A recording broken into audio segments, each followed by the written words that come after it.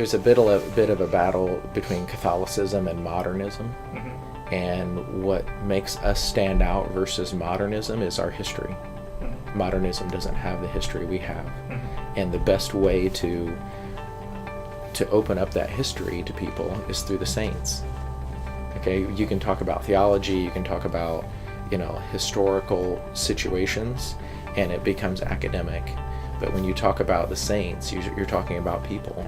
You're talking about people who could faith share just like we do on a retreat.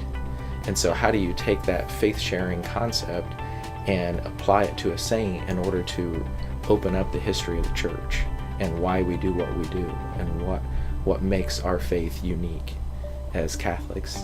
And so I just kind of had this concept that came to my mind of a saint coming from heaven, walking into your church, getting behind a microphone and sharing their story the way I've heard my friends share their story, and just really pop, I know this person now, okay? And it's not something that I'm just reading somebody else talk about them. They're sharing it from their heart, from their perspective, with their personality. And if we could do that, how amazing would that be? And so we started putting stories together of different saints, of just how they would share their life, what happened to them, and what can they teach us. And then as we worked on these stories, we started to figure out that the saints coming from heaven, and they seem a little bit unapproachable because they're in heaven. They've lived their life, and they've lived a holy life, but they were human beings too. And how can we capture that?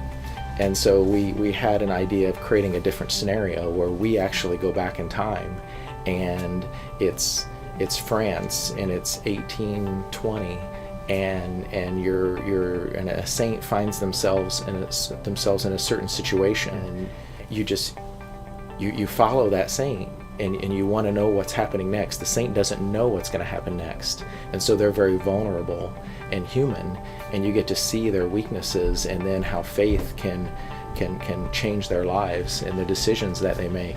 And it was very engaging as we started to put these stories together of doing a flashback.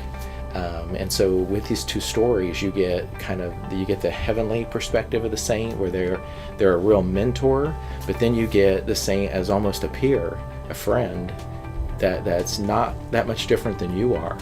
And how many stories how many places could you go? Where could you go on a journey? And SaintConnection moves from being a retreat to being a little bit of a pilgrimage, where you go to different places and different times, and you follow these people, and you learn about their lives in a much different way.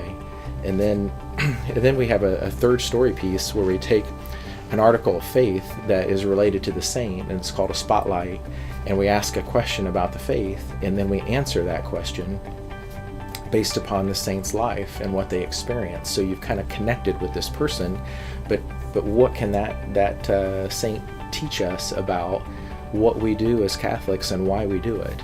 And answering questions, posing questions and answering them in a more of a story format is much more memorable to me, because as soon as I see something that we do in Mass, I think of that saint that's linked to that situation or that aspect, whether it be confession or the real presence of Christ in the Eucharist or apostolic succession.